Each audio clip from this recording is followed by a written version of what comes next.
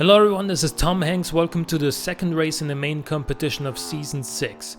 This time we're at Bathurst. This track starts with a medium to slow left-hander, then a long straight up the mountain, some twisties on the mountain, and then a long straight back down through a chicane and then back towards the finish line. So the main straight on Bathurst is actually fairly short. The fastest cars are barely gonna touch 200 km an hour here before you need to brake. Then you have a fairly slow left-hander and then you go on to the first long straight up the mountain. And while we're on this straight, I'd briefly like to mention that this time I've made the head-to-head pairings such that 10th place goes up against 9th, 8th against 7th and so on and so forth, based on the current overall standings. On this first straight, cars are gonna hit in excess of 250 km an hour before they need to brake. And then you get an uphill medium speed right-hander that's a little bit tighter than it looks. And then onto an uphill straight where big power is really gonna come in handy.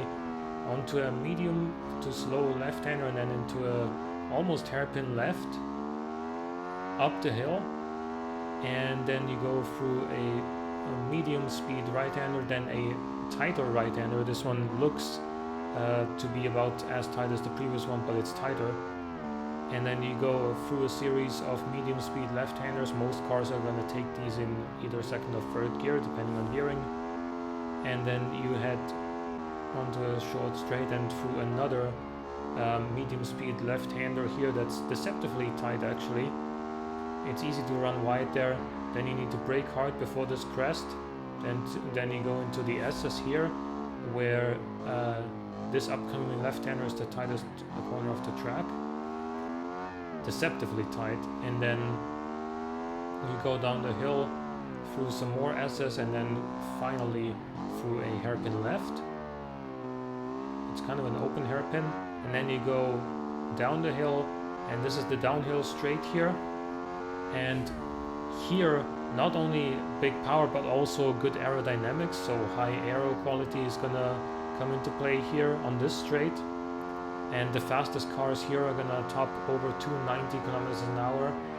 And I will brake for this right-hander with every car before this chicane here. Now, technically these cars would be able to go through that fast right-hand bend with just a small lift, but then you wouldn't be able to brake in time for the chicane. Anyway, onto the final short straight before the final left-hand corner, and then we're back to the pit straight. And that's a lap around Bathurst. With that, let's get into our first head-to-head. So up first we have the Dacia Amali on the left versus the Coventry Climax on the right. Both cars are fairly underpowered compared to a lot of the other cars in the field, but the Dacia Amali does have the power advantage over the Coventry Climax. And the Dacia Amali has also shown to be a little bit more stable through the corners, but the Coventry is more agile. It's got a more pointy front end. So down this first long straight, the Dacia is barely ahead of the Coventry in my opinion. I think they look very close together, with the Dacia having a small advantage here. As they come up to this uphill hairpin left, the Coventry does turn in more quickly, but the Dacia is stable all the way through. And you will see this behavior through these upcoming corners as well. The Coventry is pointy and likes to slide a little bit more through these corners, so it's a little bit harder to keep stable, whereas the Dacia maybe doesn't turn as sharply, but remains more planted throughout these corners. And as a result, the Dacia has a small lead here, although it's not a significant amount. And then through these tight S's here, the Coventry is gonna make up some ground and pretty much closing the gap by now as they come up to the downhill hairpin. Now both cars are able to get a fairly tight line around this hairpin. And now they enter the long downhill straight. Once again, the Dacia is the more powerful car, but the Coventry has a higher top speed due to its better aerodynamics. As a result, the Delcia pulls ahead for now, but as they approach the end of the straight, the Coventry closes in somewhat, but the Delcia holds on to its lead as they approach this final chicane here. The Coventry very sideways, very hard to keep it under control there because of the brake balance as well as the general handling balance of it. And then through the final left-hander, the Delcia is still ahead and is able to accelerate out sooner, and so it finishes in a 2:33.2. Up next is the Aero GP4 versus the Catan Corse F1. The Aero has shown tremendous handling on some tracks before, but on some it was also just a little bit too aggressive on the front end. The Catan Corse is more powerful, so it accelerates faster than the Aero, but it's got a lower top speed due to gearing, and it's also very unstable at higher speeds, which you can already see here. I'm having to correct the car in a straight line, which I don't have to do with the Aero, and as a result the Aero is more stable before this checkpoint here, so it's ahead, but it did go sideways through that uphill right-hander, which costs a lot of speed, and so by the time both cars reach this uphill left-hander, they are pretty much neck and neck again. So up the hill, the Catan Corse with its extra power is gonna start taking a small advantage as they come through this left-hander here. But the Catan is also quite unstable through these corners. It oversteers a lot, and the Aero does also slide through these corners, but it's more controlled.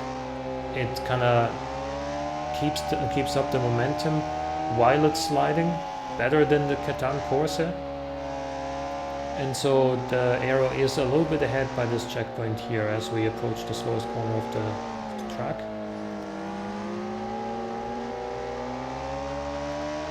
And the Aero is still in the lead as both cars come up to the downhill hairpin left. But now on the downhill straight, the Catan Corse is going to start to catch up at first, but it'll reach its speed limiter fairly soon, and at that point the Aero is going to pull ahead. You can already hear the Catan bouncing off the rev limiter. And so the Aero has a sizable lead by now as they come up to this final chicane here. Aero going in sideways, but it's still faster through these corners. And down the straight here, coming up to the final corner, the Aero is still in the lead, and it's going to hold on to the lead as they both go down the pit straight, and the Aero is going to clock in with a 2:32.7. Up next, the Vento XF Caldera versus the Blue Streak F61. The Blue Streak has won 2 out of the 3 qualifying races and then came 5th at Suzuka, so you would have maybe expected a little bit more from it there.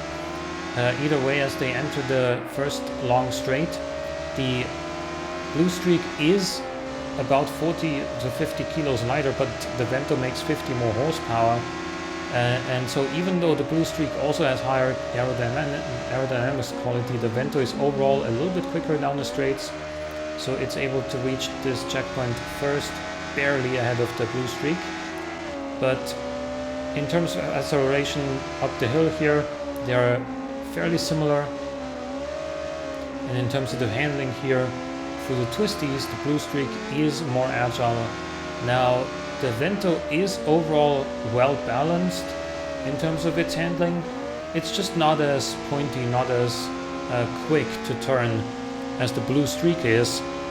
And the Blue Streak does like to oversteer just a little bit through some of these corners and bump its rear tire against the barrier there, but we're fine, no damage taken. And so, due to its better agility, the Blue Streak has built a bit of a lead here, coming through this checkpoint here, and then towards the slowest corner of the track. The Blue Streak still well ahead,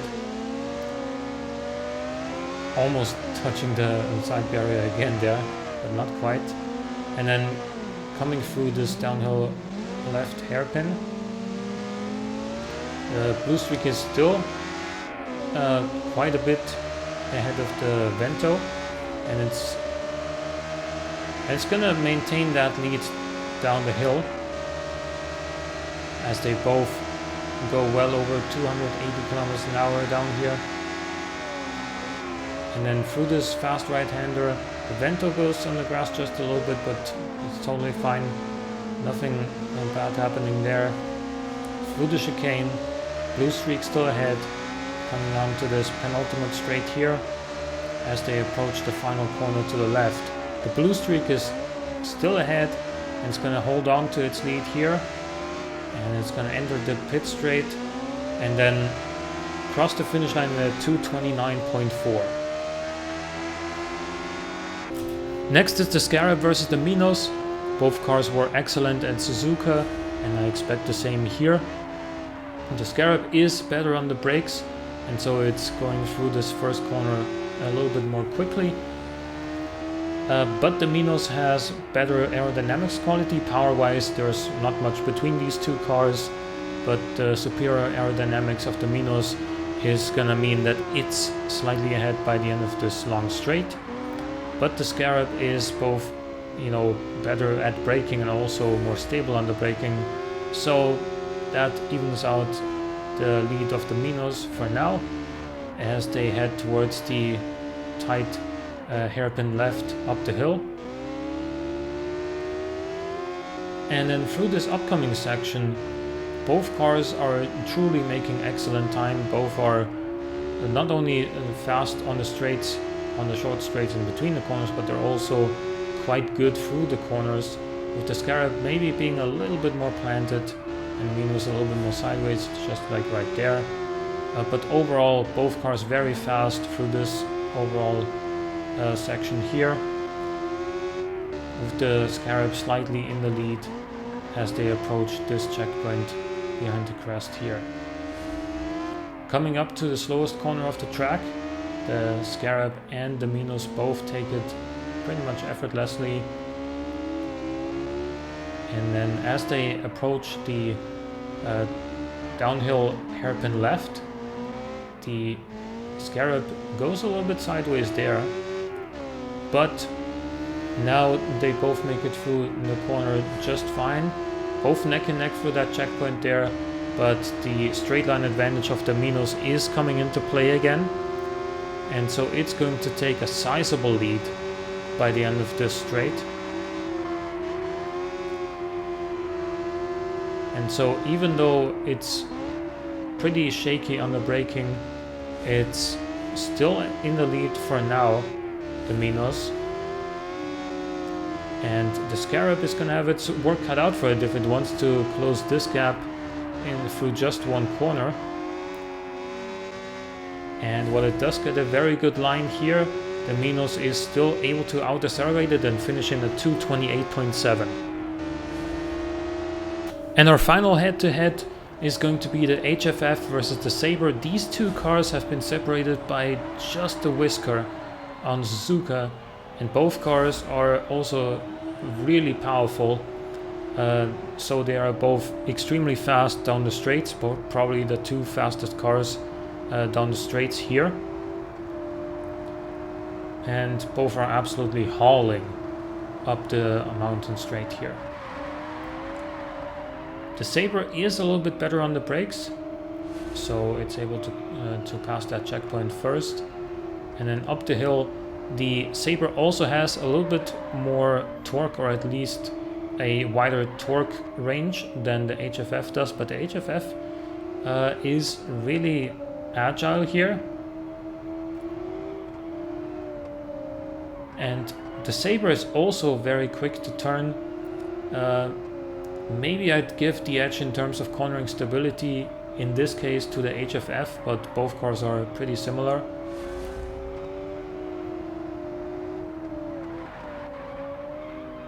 And then through this left-hander and down to this subsequent checkpoint, there's really not much in it. The Sabre is just barely ahead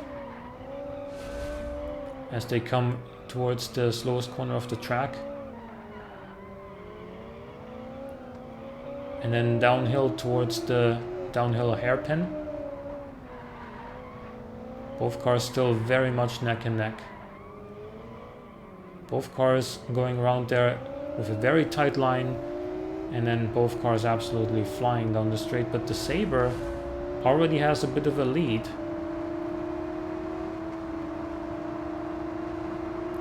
And it's going to increase its lead over the HFF down the straights because it has a slightly higher top speed.